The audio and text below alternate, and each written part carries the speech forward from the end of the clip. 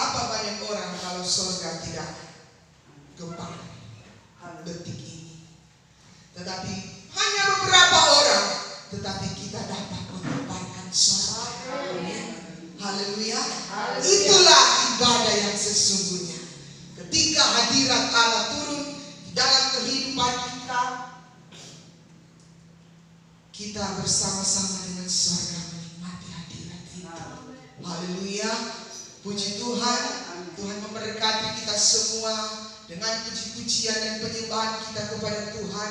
Saya percaya tidak ada yang Tuhan lewatkan siang hari ini. Semua dijamah Tuhan. Semua dijamah Tuhan. Semua dijamah Tuhan. Oleh sebab itu kita berbahagia kalau kita selalu Tuhan jamah.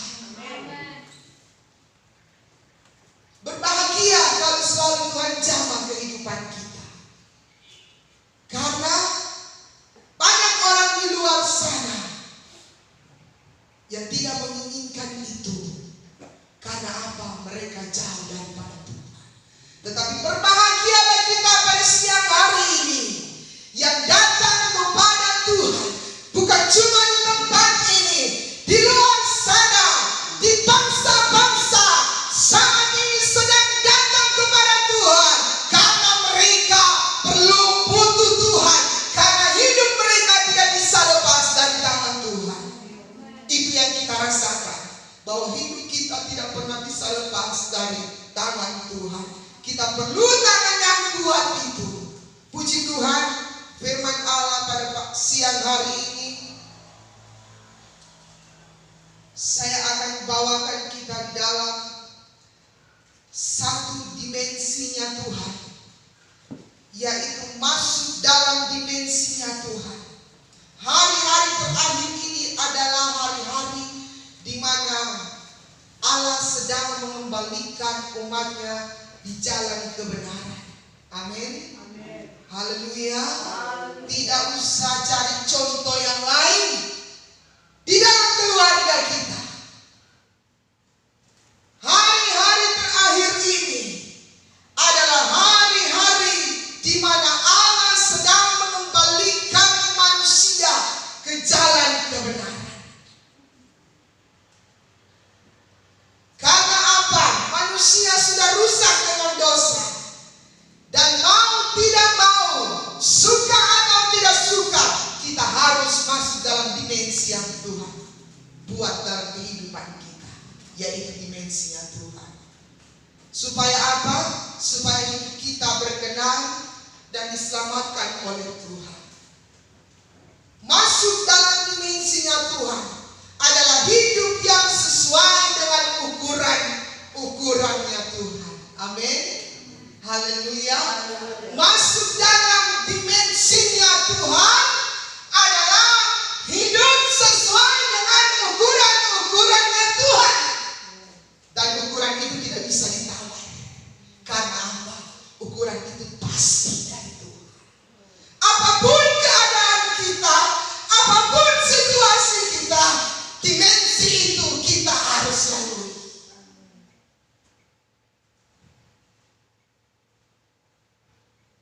Puji Tuhan.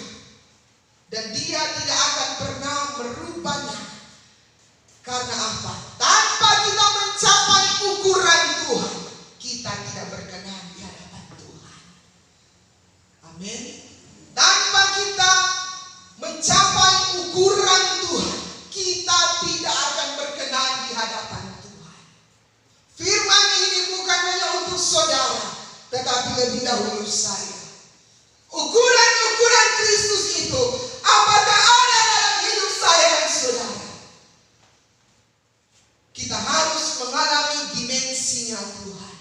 Kita harus menikmati, kita harus masuk dalam dimensinya Tuhan. Kenapa kita harus masuk dalam dimensinya Tuhan? Kita buka di dalam Kolose 3 ayat 1 sampai 4. Nanti Ima baca. Biar kita duduk saja. Kolose 3 ayat 1 sampai 4. 3 ayat 1-4 berbunyi demikian. Karena itu, kalau kamu dibangkitkan bersama dengan Kristus, carilah perkara yang di atas, di mana Kristus ada, duduk di sebelah kanan Allah. Pikirkanlah perkara yang di atas, bukan yang di bumi, sebab kamu telah mati dan hidupmu tersembunyi bersama dengan Kristus di dalam Allah. Apabila Kristus yang adalah hidup kita menyatakan diri kelak, kamu pun akan menyatakan diri bersama dengan Dia dalam kemuliaan. Amin.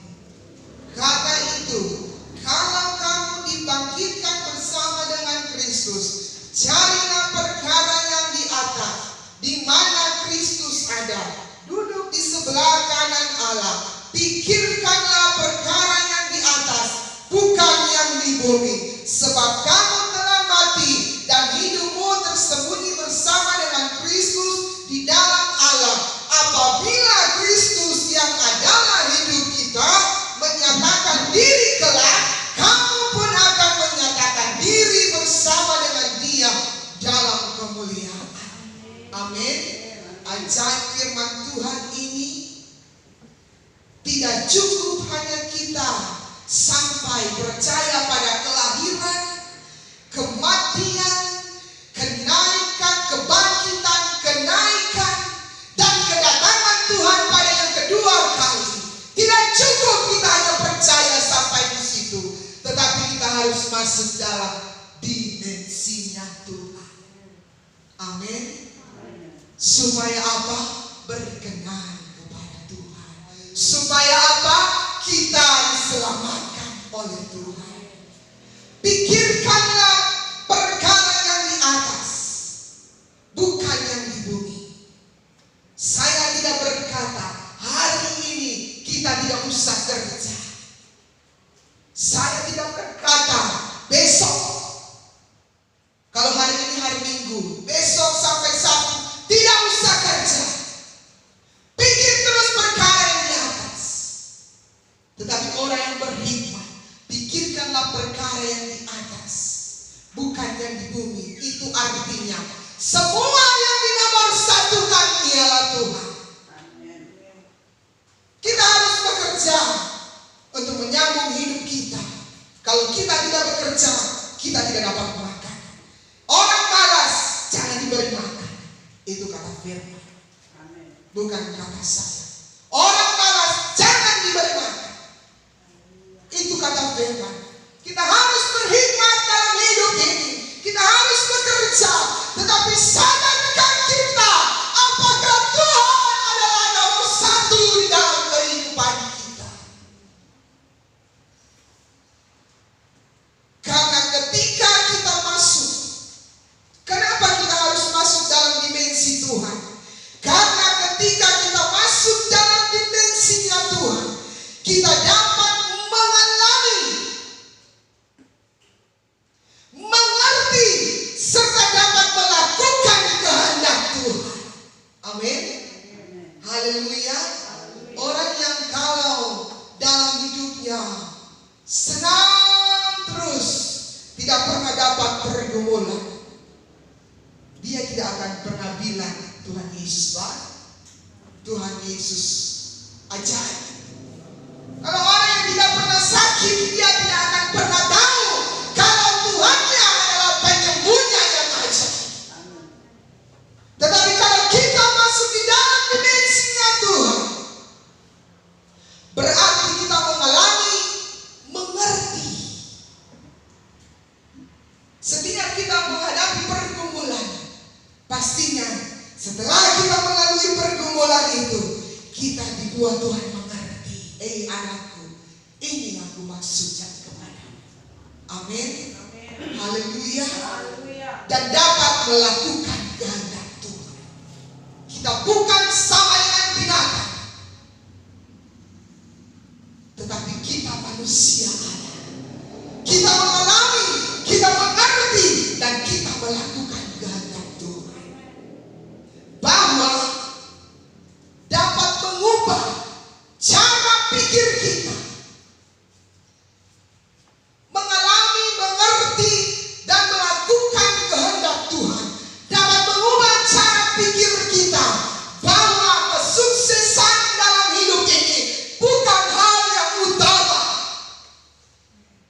Tetapi hal yang utama adalah pengenalan kita akan Tuhan.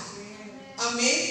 Itu sudah terbukti saat ini dan sedang kita jalani, bahwa kesuksesan dalam hidup ini bukanlah hal yang utama, tetapi yang hal yang paling utama ialah pengenalan kita secara pribadi kepada Tuhan. Karena itu yang akan membawa kita hidup berkenan di hadapan Tuhan dan kita diselamatkan. Sadarkah kita pagi hari ini? Saya disadarkan dalam firman Tuhan ini bahwa kesuksesan bukanlah hal yang utama, namun kita juga perlu. Tetapi hal yang paling utama ialah pengenalan kita akan pribadi Tuhan. Contoh apa yang dialami Ayub. Ayub 38 ayat 1. Ulang baca.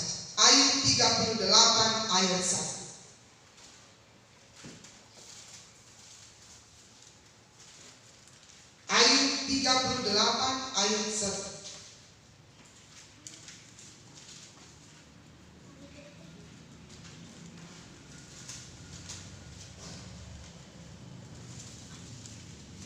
Haleluya.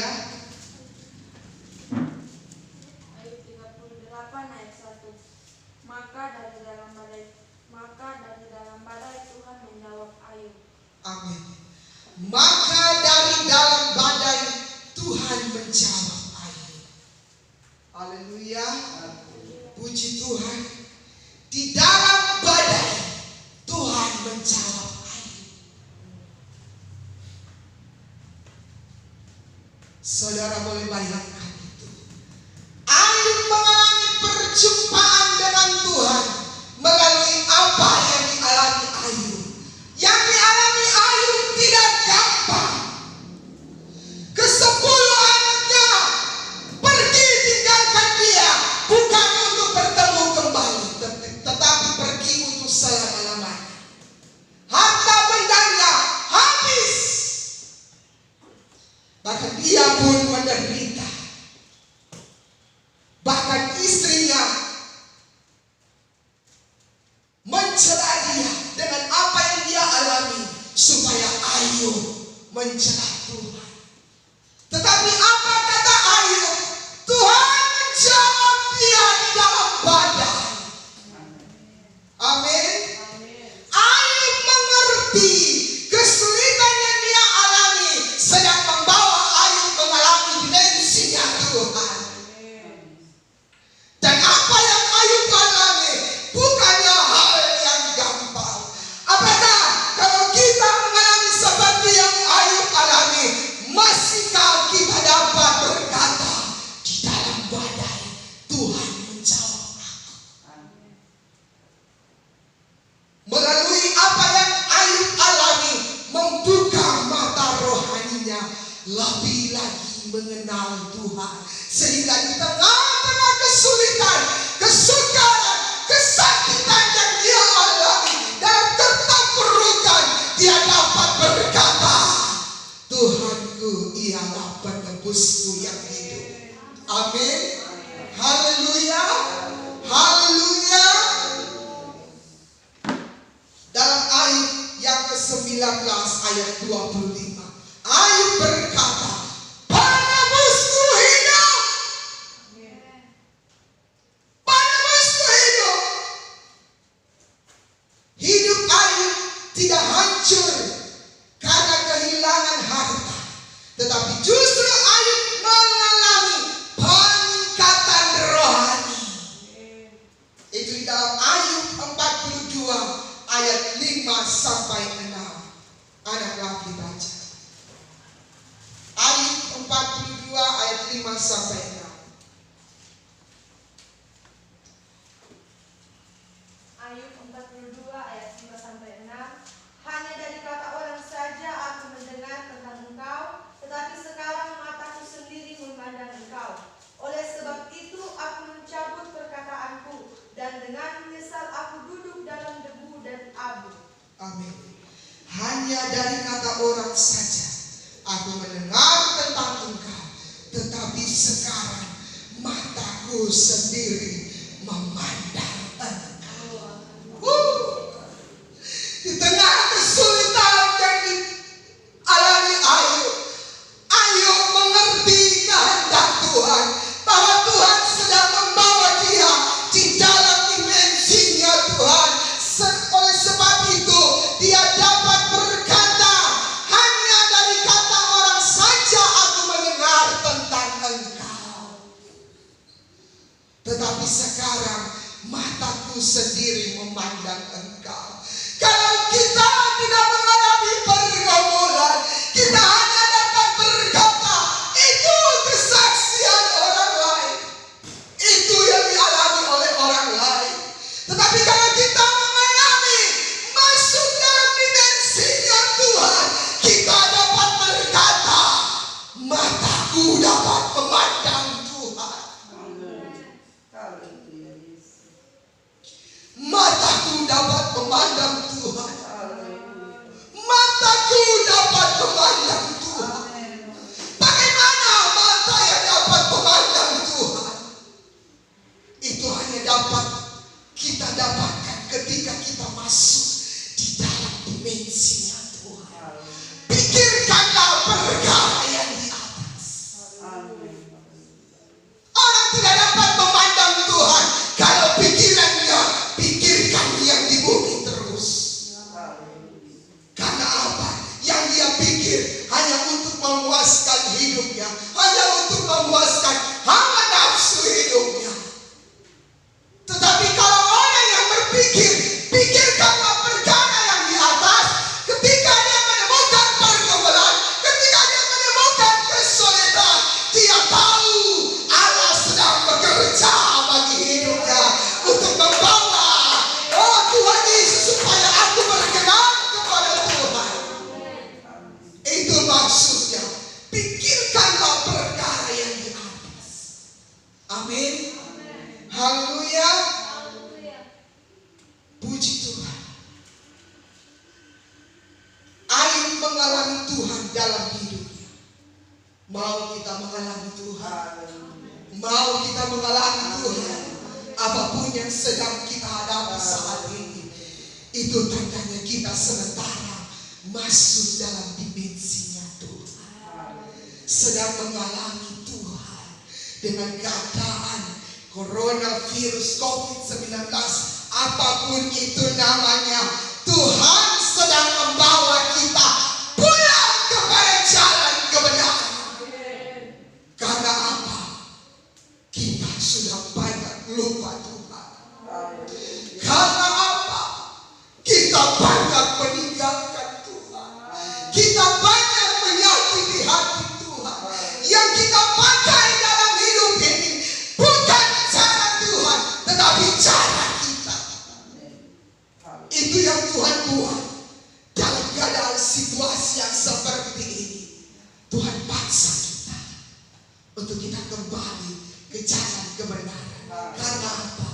Satu saja, karena Dia begitu mencintai saya dan saudara.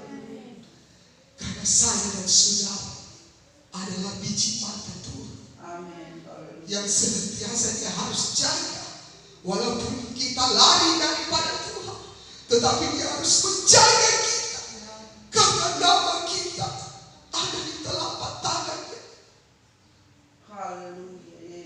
Dia lukiskan kita di telapak tangan-Nya. Kalau kita dilukiskan di telapak tangan Tuhan, Dia tidak akan pernah lupa. Dia bawa kemana Dia pergi. Haleluya. Puji Tuhan. Allah meluaskan semua yang terjadi supaya kita mencari perkara surgawi. Amin. Karena selama ini kita sudah terbuai dengan kenikmatan dunia. Bangsa-bangsa terbuai dengan kenikmatan dunia. Segala macam kejahatan Kalau dulu iblis bekerja mungkin di dalam yang tempat gelap, tetapi sekarang di tempat terang pun orang ini. Bahkan iblis lebih takut lagi dengan kejahatan manusia. Soalnya menjahat manusia daripada iblis. Sampai itu Tuhan bicara lewat keadaan ini kepada bangsa-bangsa. Bangsa-bangsa, mari kembali ke jalanku yang benar, agar engkau tidak binasa.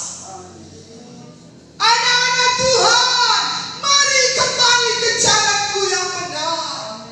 Rumah-rumah tangga, anak-anak, mari kembali ke jalanku yang benar. Hamba-hamba Tuhan, bahkan pemerintah, mari kembali ke jalan yang benar, supaya hidup kita tidak binasa. Maleakhi 4 ayat 6. Opan baca. Maleakhi 4 ayat 6.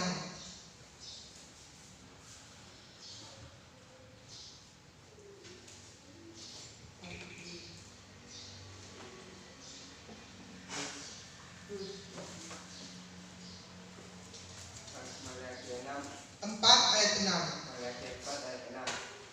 Maka ia akan membuat hati bapa-bapa berbalik kepada anak-anaknya, dan hati anak-anak kepada bapa-bapanya, juga jangan aku datang memukul bumi sehingga musuh. Amin. Kenapa harus semua di pakai kata di rumah saja? Pemerintah menganjurkan di rumah saja. Apakah kata-kata ini tidak ada artinya? Ada artinya. Ini Maleakhi 4 ayat 6. Maka ia akan membuat hati bapa-bapa kembali kepada anak-anaknya, dan hati anak-anak kembali kepada bapa-bapanya, supaya jangan aku datang memukul bumi sehingga musnah. Allah sedang memaksa rumah-rumah tangga, keluarga-keluarga untuk mendirikan mezbah bagi Tuhan.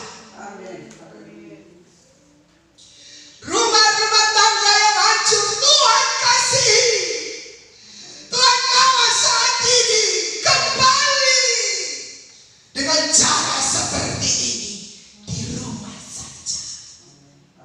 Mungkin dahulu ada banyak rumah tangga, istri meninggalkan suami, suami meninggalkan istri, anak meninggalkan orang tua tinggalkan anak, hanya untuk hawa nafsu dunia, hanya untuk dosa. Tetapi di akhir zaman Tuhan akan mengembalikan semua itu, karena Tuhan mau pulihkan, karena Tuhan menghargai rumah tangga. Mujizat pertama yang terjadi dalam Alkitab adalah perjamuan kawin di Kana.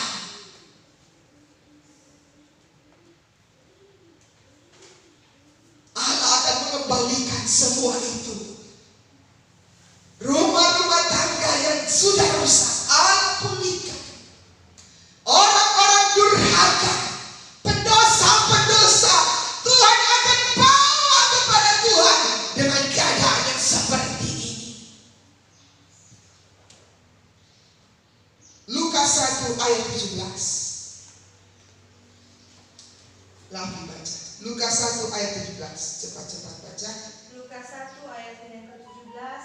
Dan ia akan berjalan mendahului Tuhan dalam roh dan kuasa Elia, untuk membuat hati bapa-bapa berbalik kepada anak-anaknya, dan hati orang-orang durhaka kepada pikiran orang-orang benar, dan dengan demikian menyiapkan bagi Tuhan suatu umat yang layak baginya. Amin. Cuma apa tujuan Tuhan? Menyiapkan bagi Tuhan suatu umat yang layak baginya. Kalau tidak melewati dimensi Tuhan, kita tidak menjadi umat yang layak bagi Tuhan. Orang-orang yang berdosa, dan ia akan berjalan mendahului Tuhan dalam roh dan kuasa Elia, untuk membuat hati bapa-bapa berbalik kepada anak-anaknya,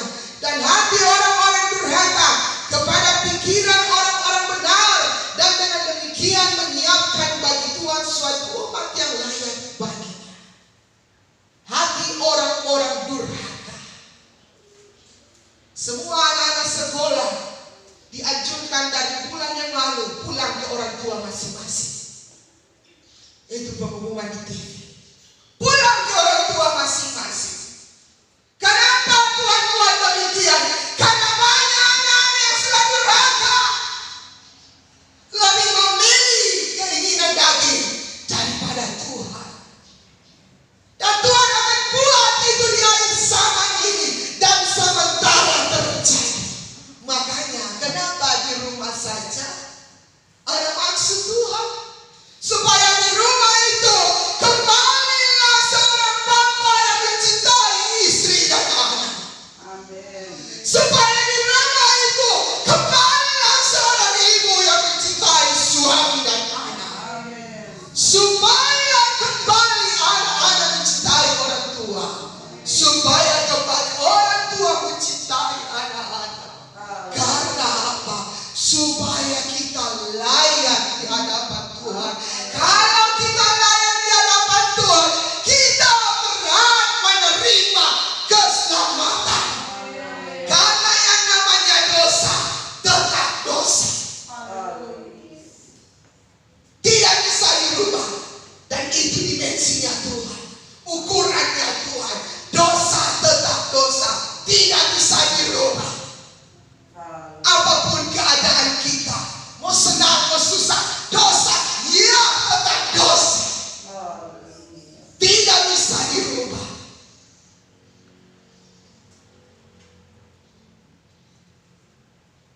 Matius 7 ayat yang ke-15.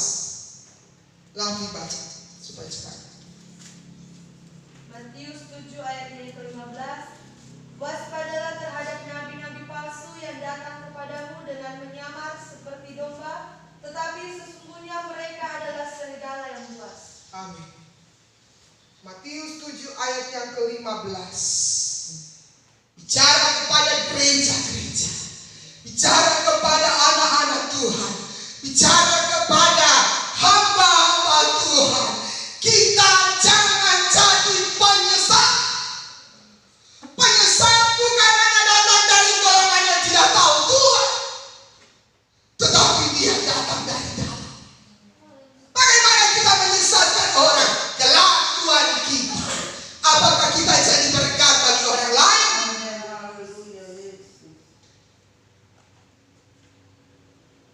Jangan sampai keluar dari bibir mulut orang.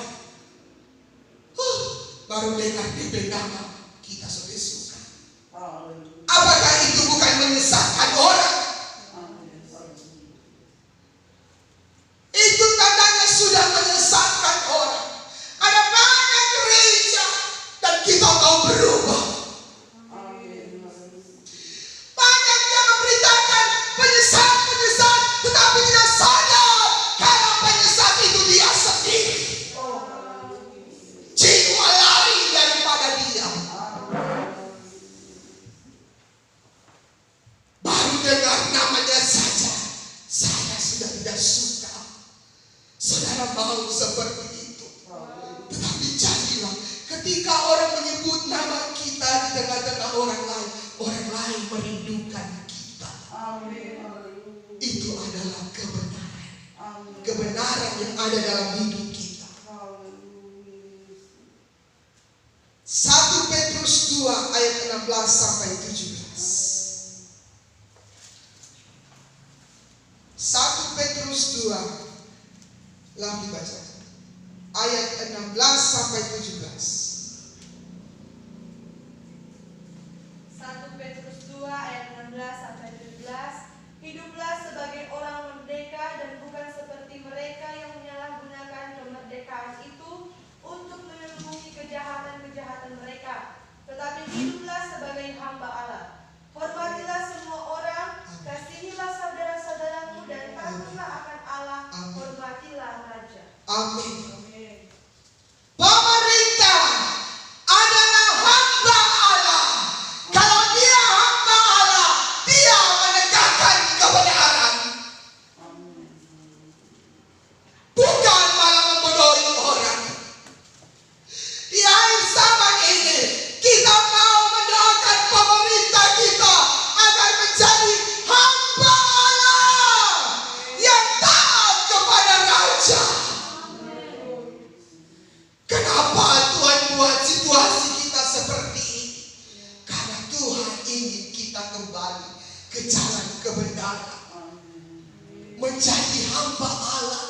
menegakkan kebenaran, bukan memutarbalikkan kebenaran.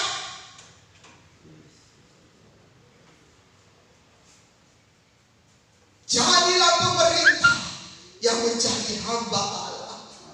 Hamba Allah adalah orang yang takut akan Tuhan. Ketika kita menjadi hamba Allah, Anda akan melihat bagaimana Tuhan bekerja dalam hidupmu. Bukan cuma perkara yang di bumi Tuhan jamin, tetapi perkara di surga Tuhan jamin. Haleluya. Yang kedua, kenapa kita harus mengalami dimensinya Tuhan? Yang kedua, karena dalam dimensinya Tuhan kita akan mengalami pekerjaan Roh Kudus, dan hanya Roh Kudus yang dapat memampukan kita untuk memerangi roh antikristus. Roh antikristus itu sementara merajalela. Orang bunuh orang, pemerkosaan, tidak peduli dia darah dagingmu atau bukan. Roh antikristus. Orang lebih memilih pergi ke tempat hiburan daripada ke Tuhan. Roh antikristus. Dunia tidak sadar bahwa antikristus sementara menyeret orang-orang untuk masuk ke jurang neraka. Dan ini sementara bekerja di dunia ini. COVID-19 adalah roh antikristus yang sementara merajalela. Apa itu? Dia curi damai sejahtera. Dia beri ketakutan. Tetapi orang yang punya Roh Kudus, dia akan sanggup melawan semua. Amin. Amin. Puji Tuhan.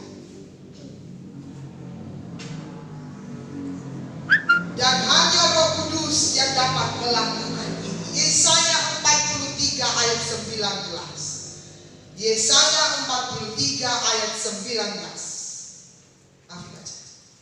Yesaya 43 ayat 19. Yesaya 43 ayat 19. Lihat, aku hendak membuat sesuatu yang baru, yang sekarang sudah tumbuh, belumkah kamu mengetahuinya? Ya, aku hendak membuat jalan di padang gurun dan sungai-sungai di padang belantara. Membuat jalan di padang gurun dan sungai-sungai di padang belantara. Cuma Roh Kudus yang bisa mampukan kita. Dengan kejadian yang kita lihat tadi, apakah kita mau